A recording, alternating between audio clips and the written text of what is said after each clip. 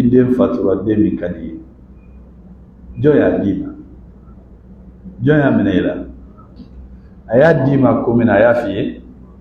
aya menela kumina ya fiye mafi bon dembe fatu moye ancinini hadisala ala ba ke sababu ye kaya do ini jahannama tasmace ala kira ko hadisala sallallahu alaihi wasallam ako dem fitini munum be fatu lahara jondo olu be mankan yɛrɛ de wuli ala kunna ni ala ko k'u da de u tɛ sɔn k'u da de den fitinin bɛ fatu mɔgɔ minnu ye damis lahara jondo u bɛ mankan yɛrɛ de ci ko ni ala ko k'u da de u tɛ sɔn k'u da de u ma t'u faw tigɛ minɛ u b'a fɔ ala fo i ka n fa la don alijinɛ la ala b'a la o den tila don e la a tɛ diya i ye o y'a sɔrɔ i y'i ka projet bɛɛ kɛ mais projet lahara projet ka ɲi ka tɛmɛ diɲɛ projet kan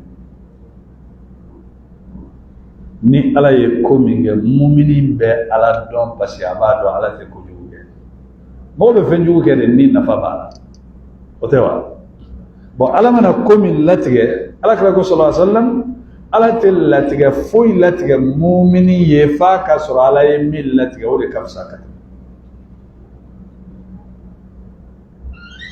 o de la Cheikh Ibn Uthaymin rahimahullahu ta'ala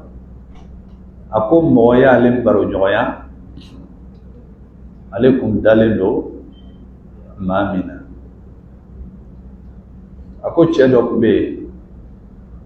n'a muso a ye sarakati bɔ a bɛ digi a la n'a ye sarakati bɔ a ka nafolo a ko ni mɔgɔ o mɔgɔ nana kana sarakati d'a ma bon don dɔ la cɛ taara a selila a dara fantan dɔ nana muso ye mun kɛ a ye dɔrɔmɛ 3 ɲɔgɔnna dɔrɔmɛ damadɔ ɲɔgɔnna di a ma a ye damadɔ ɲɔgɔnna di a ma cɛ dalen don a bɛ sunɔgɔ la a y'a ye lahara kɛnɛ wulila ka jɔ lahara tile ka farin ma farin ka farin lahara tile n'a farinya fini dɔ nana jɔ cɛ kunna mais wo bɛ fini in na tile bɛ jigin wo in fɛ tile bɛ jigin wo in yɔrɔ minnu fɛ a bɛ cɛ tɔɔrɔ wa a t'a tɔɔrɔ a k'a bɔ bɛ min kalama fɛn saba sina ka na ka sin ka don wo in kɔnɔ ka wo in gere k'a datugu tile tɛ s'a ma cɛ girinna ka wuli a taara ka so kɔnɔ a k'a muso ma ko ne ye sogo dɔ ye bi a k'a kɛra i n'a fɔ lahara de wulila fini min ne kunna tile ka kalan wo kun b'a la n sina k'a ye fɛn saba sina ka na don wo in na k'a gere ka wo datugu a ko fantan dɔ nana yan nɔ ne ye dɔrɔmɛ 3 ta k'a d'a ma donc a dɔ la dɔrɔmɛ 3 in sarakati ala filɛ ne k'o de yiri la e dun ko ne kana sarakati di ma a ko kana maa lasegin tugun dɛ